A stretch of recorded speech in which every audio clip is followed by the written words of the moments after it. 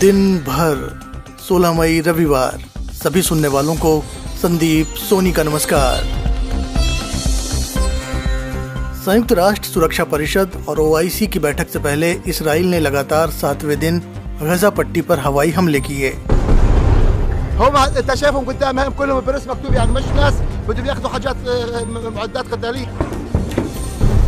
Israel की ओर दोस्ती का हाथ बढ़ाने वाले अरब देश अब आगे क्या करेंगे और भारत इस संघर्ष में किसकी तरफ है?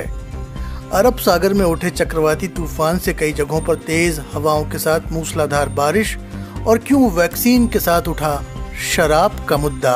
ये सरकार पूरी तरह का निर्लज्ज हो गई है। इस सरकार को घर घर वैक्सीनेशन की बजाय घर घर शराब पहुंचाने की चिंता है। खबरें होंगी और भी।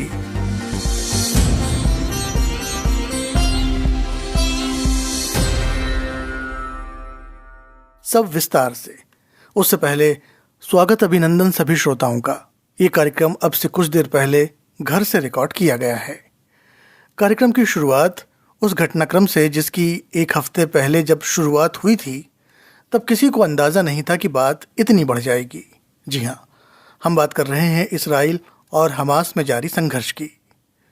रविवार को इस्लामिक देशों के संगठन OIC यानी ऑर्गेनाइजेशन ऑफ इस्लामिक कोऑपरेशन और संयुक्त राष्ट्र सुरक्षा परिषद की बैठकों से पहले इसराइल ने लगातार 7वें दिन गजा पट्टी पर हवाई हमला करके हमास के नेताओं को निशाना बनाया है। बीते एक हफ्ते से जारी इस लड़ाई में कम से कम 174 फलस्तीनी और 10 इसराइली मारे गए हैं। यूं तो इसराइली हवाई हमलों से गजा में गिरती बहुमंजिला इमारतें सारी दुनिया देख रही थी, लेकिन शनिवार को इसराइल ने गजा में लड़ाकू विमानों से हमला करके उस बहुमंजिला इमारत को भी मिट्टी में मिला दिया जिसमें अमेरिकी समाचार एजेंसी AP और कतर के समाचार चैनल अल जजीरा के दफ्तर थे। इसराइली डिफेंस फोर्स का दावा है कि इस इमारत में हमास की इंटेलिजेंस यूनिट भी थी, इसलिए उस इमारत को निशाना बनाया गया। हमले से पहले इमारत के मालिक जवाद मेहंदी को इसराइल से फोन आता है कि इमारत को जल्द खाली कर दो। बस इसके जवाब में जवाद मेहंदी कहते हैं कि हमें 10 मिनट का समय तो दीजिए, यहाँ सब प्रेस वाले हैं, यहाँ ऐसा कोई नहीं जिसके पास हथियार हो।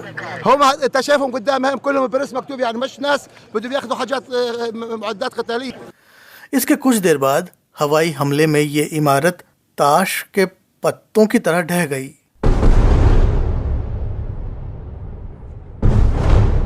समाचार एजेंसी AP ने इसराइल के इस हमले को भयावह और चौंकाने वाला बताया, जबकि अल जजीरा ने कहा कि इसराइल पत्रकारों को गजा में अपना काम करने से रोक रहा है।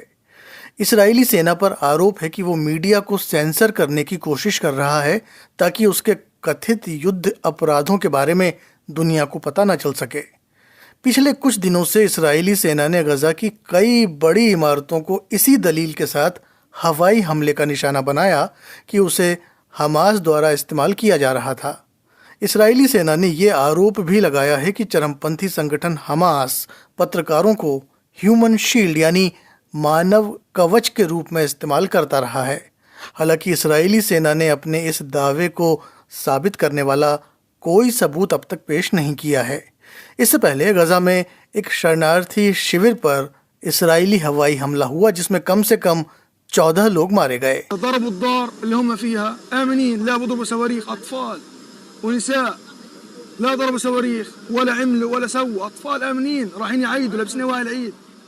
मोहम्मद अल हदीदी नामक ये व्यक्ति कह रहे थे कि इसराइल ने जिस जगह को निशाना बनाया वहाँ कोई रॉकेट नहीं थे, वहाँ सिर्फ औरतें और बच्चे थे जो ईद मना रहे थे।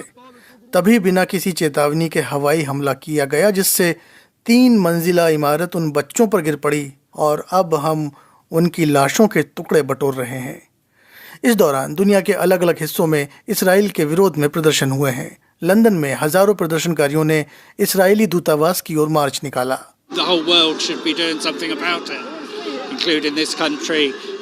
साइमन नामक ये व्यक्ति कह रहे थे कि सारी दुनिया को इस बारे में कुछ करना चाहिए। अमेरिका को अपना दूत भेजने के अलावा भी कुछ और करना चाहिए। We've been brought up by the cause of Palestinians, my parents, my grandparents. आज़ादे नामक ये महिला कह रही थी कि हम फलस्तीनियों के लिए एकजुट हुए हैं। मैं फलस्तीनी नहीं हूँ, लेकिन मैं उनका दर्द महसूस कर सकती हूँ। जब तक फलस्तीनी आज़ाद नहीं हो जाते, ये सब चलता रहेगा। इसी तरह जॉर्डन की राजधानी अम्मान में भी इस्राएली दूतावास के बाहर प्रदर्शन हुए हैं। प्रदर्शन में शामिल मुस्तफ़ा अल मासरी कह रहे थे, हम यहाँ आए हैं ताकि गजा में फलस्तीनी भाइयों को ये पता चले कि हम उनके साथ हैं। उधर फ्रांस की राजधानी पेरिस में फलस्तीनी समर्थक कोरोना प्रतिबंधों को ठेंगा दिखाकर सड़कों पर उतरे, जिन्हें तितर बितर करने के लिए पुलिस ने आंसू गैस और पानी की तेज बौछारों का इस्तेमाल किया। प्रदर्शनकारी फ्रांस के राष्ट्रपति के प्रति नाराजगी जताते हुए इसराइल विरोधी नारे लगा रहे थे।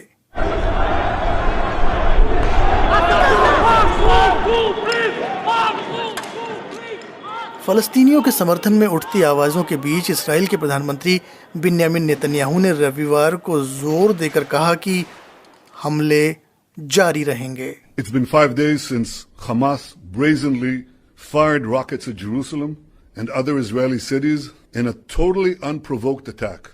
पिछले एक सप्ताह में बहुत से इस्राएली नागरिकों को मजबूरन कैंपों में शरण लेनी पड़ी है। कई इस्राएली मारे गए हैं, बहुत लोग घायल हुए हैं। हम और आप सभी यह जानते हैं कि कोई भी देश इसे बर्दाश्त नहीं करेगा। इस्राएल तो इसे कतई बर्दाश्त नहीं करेगा। हमने हमास के चरमपंथियों द्वारा किए गए हमलों का पूरी ताकत से जवाब दिया है और ये जारी रहेगा जब तक हमारे लोगों की सुरक्षा सुनिश्चित नहीं कर ली जाती। हमने इस दौरान हमास के दर्जनों चरमपंथियों को मारा है और हमास के सैकड़ों ठिकानों पर हमले किए हैं। मैं दुनिया को बताना चाहता हूं कि हमास दोहरा युद्ध अपराध कर रहा है। एक तो वो हमारे आम नागरिकों को निशाना बना रहा है, दूसरी तरफ खुद को बचाने के लिए फलस्तीनियों के पीछे छिप रहा है, उन्हें मानव कवच के तौर पर इस्तेमाल कर रहा है। हमास को हराना सिर्फ इसराइल के लिए नहीं बल्कि पूरे मध्य पूर्व में शांति के लिए भी जरूरी है। मैं इसराइल के मित्र देशों का धन्यवाद करता हूं जो इस समय हमारे साथ खड़े हैं। मैं अमेरिकी राष्ट्रपति जो बाइडेन का शुक्रिया अदा करता हूं। मैं उन देशों को शुक्रिया कहता हूं जिन्होंने स्पष्ट रूप से इसराइल के साथ अपना समर्थन दिखाने के लिए अपनी सरकारी इमारतों पर इसराइल के ध्वज को फहराया है। प्रधानमंत्री बिन्यामिन नेतन्याहू ने इसराइल का समर्थन करने वाले 25 देशों के प्रति अपना आभार जताया है। उन्होंने तमाम देशों के नाम लिए, लेकिन इनमें भारत का नाम नहीं है। भारत ने भी अभी तक कोई आधिकारिक प्रतिक्रिया या बयान नहीं दिया है। इसकी क्या वजह है, जानेंगे हम आगे। साथ ही हम आपको बताएंगे इस्राएली सुरक्षा कवच आयरन डोम के बारे में, जो शत्रु के रॉकेट को हवा में ही नष्ट कर देता है। लेकिन उससे पहले बात उन अरब देशों की जिन्होंने इसराइल के साथ संबंध बेहतर बनाने के लिए पिछले साल कदम तो आगे बढ़ाए, लेकिन मौजूदा हालात में उन्हें शर्मिंदा होना पड़ रहा है। बीबीसी रक्षा संवाददाता फ्रैंक गार्डनर की रिपोर्ट सुनिए गुरप्रीत सैनी से। इजराइल और फलस्तीनी लोगों के बीच जारी संघर्ष की बिगड़ती हुई स्थिति ने उन अरब देशों की सरकारों के लिए शर्मिंदगी की स्थिति पैदा कर दी है जिन्होंने हाल के दिनों में तेल अवीव के साथ रिश्ते सामान्य करने की दिशा में कदम बढ़ाए थे। संयुक्त अरब अमीरात, बहरीन, मोरक्को और सूडान, इन सभी देशों ने इजराइल के साथ समझौतों पर दस्तखत किए हैं। ये समझौते अब्राहम एकॉर्ड्स के नाम से मशहूर हुए हैं। ट्रंप प्रशासन के आखिरी महीनों में हुए इन अब्राहम एकॉर्ड्स को खूब प्रचार मिला था। ये देखा गया कि कई अरब देशों ने न केवल इजराइल के साथ अपने संबंधों को औपचारिक रूप दिया, बल्कि उन्होंने कई मुद्दों पर अभूतपूर्व सहयोग की तरफ भी कदम उठाया। इजराइल के साथ समझौता करने वाले अरब देशों ने सुरक्षा को लेकर खुफिया सूचनाओं तक के मसले पर सहयोग को लेकर रजामंदी जताई थी। वाशिंगटन में इन समझौतों पर दस्तखत के कुछ ही हफ्तों के भीतर इजराइल की खुफिया एजेंसी मोसाद के चीफ का खाड़ी के देशों में अभूतपूर्व स्वागत किया गया। कुछ साल पहले तक इस स्थिति की कल्पना करना तक नामुमकिन था, लेकिन इजराइल और फलस्तीनी लोगों के बीच आज जो स्थिति है उसकी वजह से संयुक्त अरब अमीरात और बहरीन के लिए काफी असहज परिस्थिति पैदा हो गई है। उन्होंने अपनी आवाम को इजराइल के साथ रिश्ते सामान्य करने के फायदे बताए थे। इन देशों ने अपने लोगों से कहा था कि इजराइल को साथ लेने से कारोबार, पर्यटन पर्यटन, मेडिकल रिसर्च, ग्रीन इकोनॉमिक्स और वैज्ञानिक विकास जैसे क्षेत्रों में तरक्की का रास्ता खुलेगा। लेकिन गजा पट्टी पर इसराइल की बमबारी के वीडियो फुटेज उनके देशों में टीवी पर 24 घंटे दिखाए जा रहे हैं। पूर्वी यरूशलेम में फलस्तीनी लोगों के बेघर होने का डर सता रहा है और पिछले दिनों शहर की अल अक्सा मस्जिद के परिसर में इजराइल की पुलिस का आना, ये वो बातें हैं जो अरब देशों को परेशान कर रही हैं। इजराइल के साथ अरब देशों के रिश्ते सामान्य करने की अमेरिकी मुहिम के सामने सरेंडर करने के लिए सऊदी अरब पर भी काफ़ी दबाव था, लेकिन गजा पट्टी में जो कुछ हो रहा है उसे देखकर वो भी राहत की सांस ले रहे होंगे। बहरीन की सरकार उन देशों में है जिसने इस हफ्ते फ़लस्तीनियों के मुद्दे पर अपने समर्थन को दोहराते हुए कई बयान जारी किए हैं। लंदन के think tank royal United services institute के एसोसिएट फेलो माइकल स्टीफेंस इस ओर इशारा करते हैं कि संयुक्त अरब अमीरात जैसे अरब देशों ने अब्राहम एकॉर्ड्स को लेकर वादा किया था कि फ़लस्तीन के मुद्दे को लेकर इससे उन्हें इजराइल पर दबाव बनाने में मदद मिलेगी, लेकिन अब ऐसा लग रहा है कि केवल कहने भर की बात थी। अभी तो यह स्थिति है कि राष्ट्रपति बाइडेन की ओर से हिंसा खत्म करने की अपील का भी कोई बहुत ज़्यादा असर होता हुआ नहीं दिख रहा है। ज़्यादातर अरब देशों की सरकारों को हमास से कोई बहुत ज़्यादा लगाव नहीं है। हमास एक हिंसक चरमपंथी संगठन है जिसे ईरान का समर्थन हासिल है। हमास ने इजरायली शहरों पर अंधाधुंध तरीके से 1000 से भी ज़्यादा रॉकेट और मिसाइलें दागी हैं। लेकिन इन देशों में जो अरब लोग रहते हैं उनके मन में फ़लस्तीनियों के लिए सहानुभूति की भावना बहुत मजबूत है। इजराइल के साथ नई दोस्ती स्वीकार करने को लेकर सालों की कटुता के बाद अगर उनके मन में कोई संदेह रहा होगा तो हाल के दिनों में घटनाओं से उनका विश्वास और गहरा हो जाएगा। हालांकि इस बीच एक और नई बात देखने को मिल रही है। अरब देशों का मीडिया इस संघर्ष को पहले की तरह एक तरफा तरीके से नहीं दिखा रहा है। अतीत में हुए अरब इसराइल झड़पों की रिपोर्टिंग इसकी गवाह रही है। सऊदी अरब का अल अरबिया टीवी गजा पर इजरायली बमबारी को तवज्जो जरूर दे रहा है, लेकिन वो इजरायली शहरों में हमास के रॉकेट से बचने के लिए भागते लोगों के वीडियो फुटेज भी दिखा रहा है। संयुक्त अरब अमीरात का स्काई न्यूज़ अरबिया चैनल का फोकस भी गजा पर है, लेकिन उसने इजराइल के उन बयानों को भी जगह दी है जिसमें तेल अवीव ने कहा था कि वो हमास के सीनियर कमांडरों को टारगेट कर रहा है।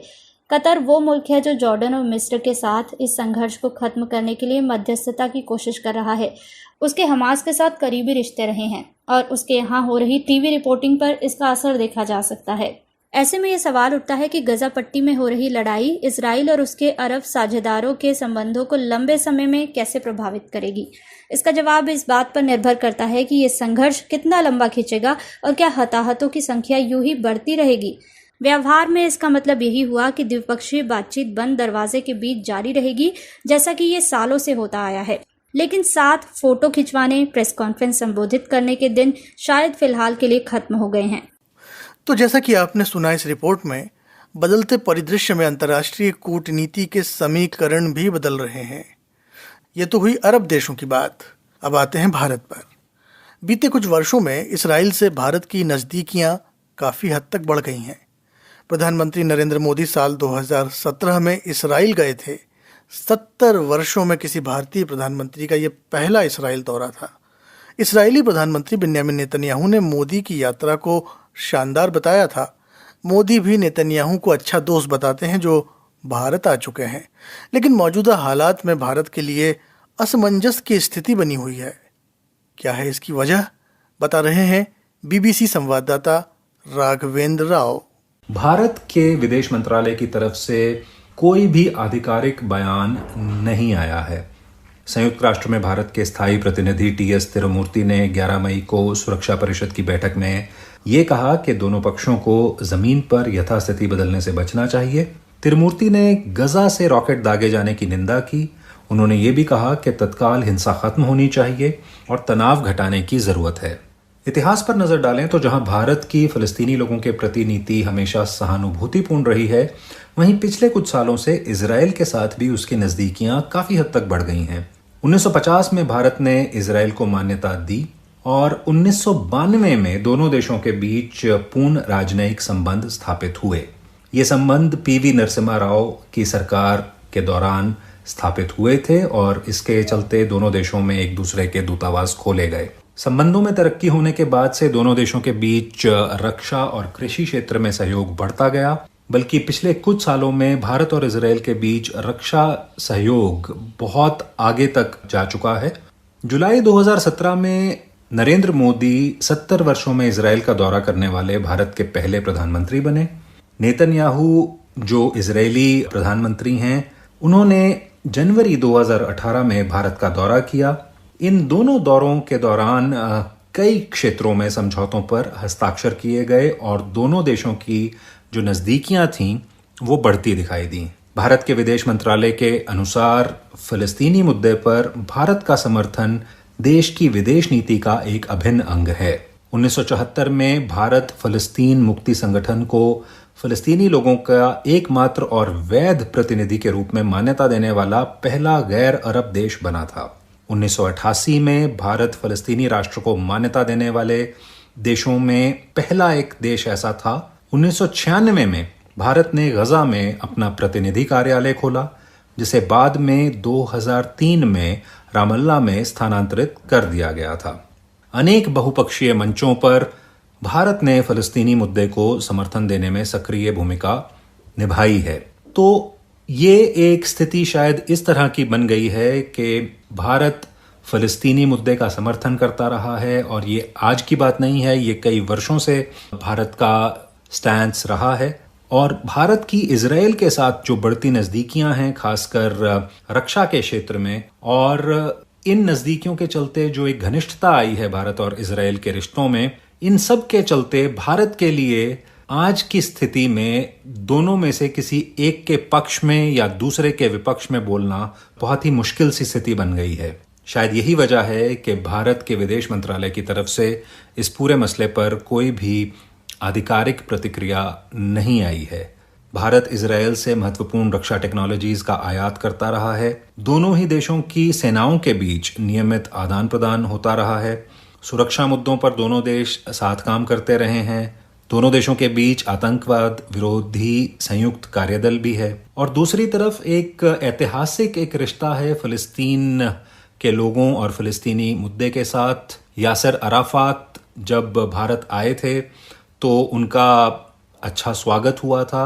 भारत हमेशा फिलिस्तीन मुक्ति संगठन के प्रति एक सहानुभूतिपूर्ण रवैया रखता रहा और ये बात जग जाहिर थी। शायद इन्हीं सब बातों को देखते हुए भारत को आज की स्थिति में अपना राजनयिक जो एक उनका रुख है उसमें एक बहुत संतुलन के साथ चलना पड़ रहा है। और शायद यही वजह है कि भारत इजराइल या फिलिस्तीन दोनों में से किसी एक के पक्ष में या दूसरे के विपक्ष में बोलने की स्थिति में नहीं है।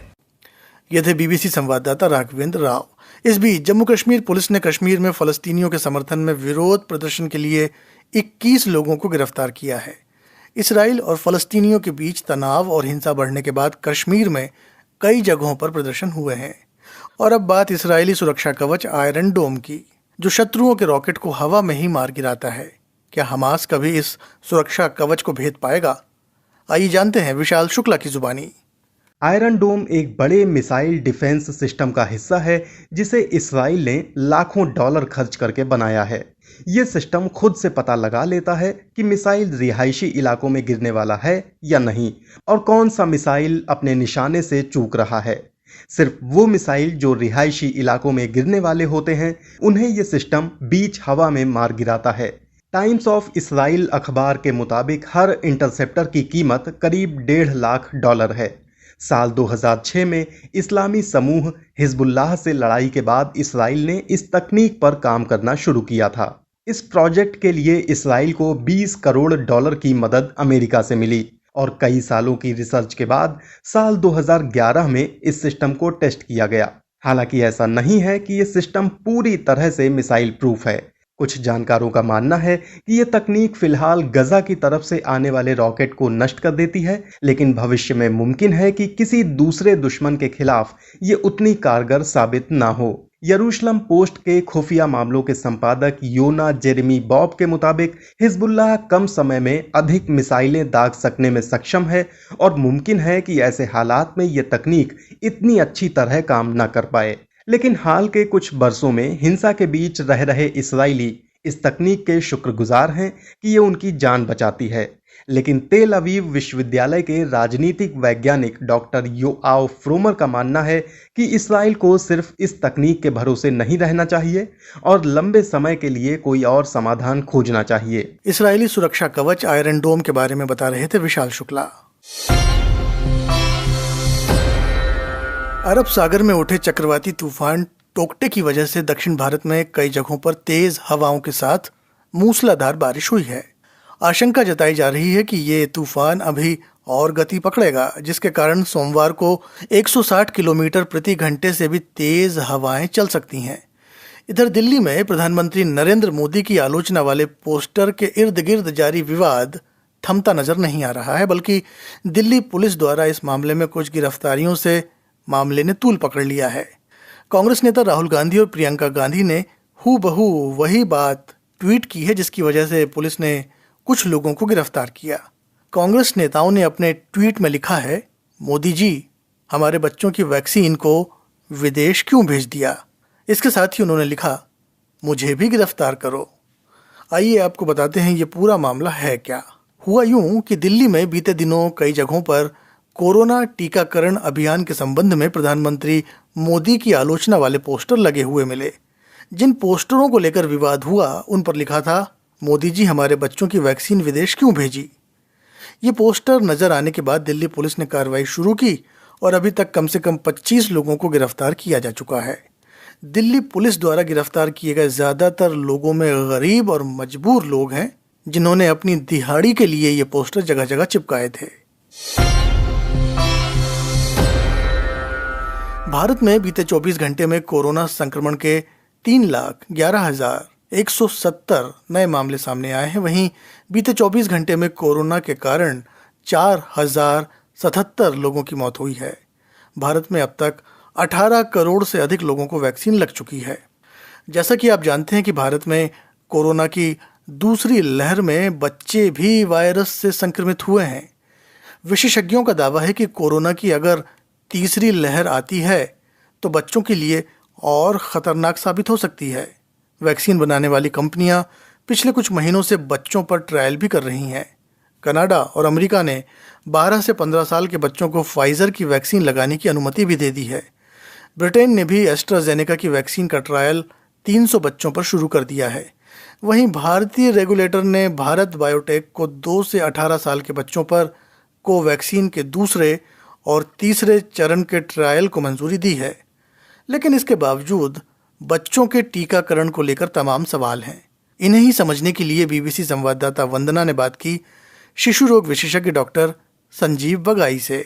सबसे पहले तो ये बताइए कि ये जो ट्रायल्स बच्चों के लिए अप्रूव हुए हैं, ये कितने इम्पोर्टेंट हैं अभी आज के दौर में जब बच्चों की भी मौत हो रही है कोरोना से। अगर देखा जाए पिछले साल लगभग 8 और 9% के बीच में टोटल जो ग्लोबल लोड था कोविड का वो बच्चों में था, बिलो द एज ऑफ 18, 18 साल से कम। इस साल जो सीडीसी का डेटा आया खाली 2 दिन पहले 22% पीडियाट्रिक पॉपुलेशन इफेक्ट हुई है। दूसरी चीज है, बच्चों में जो वायरल लोड होता है वो एडल्ट के बराबर होता है, पर क्लोज एनवायरनमेंट जैसे एजुकेशनल इंस्टीट्यूशंस हो, स्कूल्स हो, कॉलेजेस हो, प्लेग्राउंड्स हो, क्लस्टर्स हो जहाँ बच्चे खेलते हैं, उसमें 17% ज्यादा ट्रांसमिशन रेट रहता है। तो बच्चों को प्रोटेक्ट करना बहुत जरूरी है, क्योंकि बच्चे कभी ना कभी वापस स्कूल या कॉलेज जाएंगे, अपना जिंदगी जिएंगे। प्लस वो रिजर्वॉयर है, उन्हें हम कहते हैं SSS, साइलेंट सुपर स्प्रेडर। ये वापस घर इन्फेक्शन ले आ सकते हैं। स्कूल टीचर्स को स्कूल में इन्फेक्ट कर सकते हैं, घर में आके पेरेंट्स एंड ग्रैंड पेरेंट्स को इन्फेक्ट कर सकते हैं। सर, ये जो जैसे इम्यूनिटी डेवलप होती है एडल्ट्स में, तो अगर थोड़ा समझा पाए बच्चों में क्या ये वैक्सीनेशन जब इम्यूनिटी डेवलप करती है कुछ अलग तरह से काम करेगी? जो यूएस और वेस्टर्न कंट्रीज में जो mRNA वैक्सीन है, फाइजर एंड मॉडर्ना, वो पहला जो क्लिनिकल ट्रायल था 1100 या 1200 बच्चे था, उसमें बहुत अच्छे रिजल्ट्स पाए गए हैं। खाली 0.1% बच्चों को थोड़ा सा लोकल साइड इफेक्ट्स या माइनर रिएक्शन हुआ था। Otherwise no fatality, no hospitalisations पर से, नो क्रिटिकलिटी, नो डेथ। बच्चों की जो इम्यूनिटी है, क्योंकि इनमें बहुत से नाइव टी सेल्स होते हैं, नाइव टी सेल्स यानी यंग टी सेल्स होते हैं, जो जिस तरह से हम चाहें वो उस तरह से उनको हम बिहेव करा सकते हैं। और मेरे को काफी उम्मीद है कि जो बच्चों की जो प्रोटेक्टिव प्रोटीन्स हैं वो फाइट करेंगी इस इम्यूनाइजेशन के बाद और प्रोटेक्टिव एंटीबॉडीज बनेंगी जो हम न्यूट्रलाइजिंग एंटीबॉडीज कहते हैं और टी सेल आर्म कहते हैं। तो मेरी उम्मीद है कि ये बेहद यूजफुल एंड बहुत सेफ और बहुत इफेक्टिव रहेगा। ये कंसेंट तो क्या उनकी फैमिली या पेरेंट्स देते हैं अगर बच्चे? जो इंडियन कॉन्स्टिट्यूशन कहता है 18 साल से कम जो होते हैं उसे हम बच्चे कहते हैं, और जो कंसेंट होता है वो पेरेंट्स का कंसेंट होता है। 3-3.5 महीने लगेंगे फेज 2 और फेज 3 ट्रायल में, क्योंकि जब इम्यूनाइजेशन देते हैं, जो 2 डोज देते हैं, उसके बीच में गैप रहता है और गैप के बाद 15-20 दिन के बाद दोबारा एनालिसिस होता है, ब्लड एनालिसिस होता है, क्लिनिकल एग्जामिनेशन होता है। बट मेरा ख्याल सितंबर अक्टूबर तक ये क्लिनिकल यूज के लिए रेडी होगा। बस एक आखिरी सवाल कि क्या जो प्रेग्नेंट विमेन हैं, गर्भवती महिलाएं, उनमें कितना सही है वैक्सीनेशन? प्रेग्नेंट लेडी होती है, उनकी इम्यूनिटी कम होती है प्रेगनेंसी के टाइम में, तो उनको प्रोटेक्ट करना बहुत जरूरी होता है। अभी जो रिसेंट डेटा है प्रेगनेंसी में, उन्होंने 1000 से ऊपर प्रेग्नेंट लेडीज में ट्राई किया है और बहुत अच्छे रिजल्ट हैं। तो लैक्टेटिंग मदर्स का इम्यूनाइजेशन भी बहुत इंपॉर्टेंट ग्रुप है, क्योंकि अल्टीमेटली वो बेबी को देखेंगी, नर्स करेंगी। शिशु रोग विशेषज्ञ डॉक्टर संजीव बगाई से बात कर रही थीं बीबीसी संवाददाता वंदना। छत्तीसगढ़ में कोरोना संक्रमण के कारण 1 महीने से अधिक समय से जारी लॉकडाउन के दौरान अधिकांश कारोबार बंद हैं। इनमें शराब की दुकानें भी शामिल हैं। राज्य में लंबे समय तक शराब की दुकानें बंद रहीं तो आसपास के राज्यों से शराब की तस्करी शुरू हो गई। लोगों ने शराब के दूसरे विकल्प भी आजमाने शुरू कर दिए। इसके बाद राज्य सरकार ने अब शराब की होम डिलीवरी शुरू कर दी है। लेकिन विपक्षी दल बीजेपी कांग्रेस सरकार के इस कदम की आलोचना कर रही है। रायपुर से आलोक पुतुल की रिपोर्ट।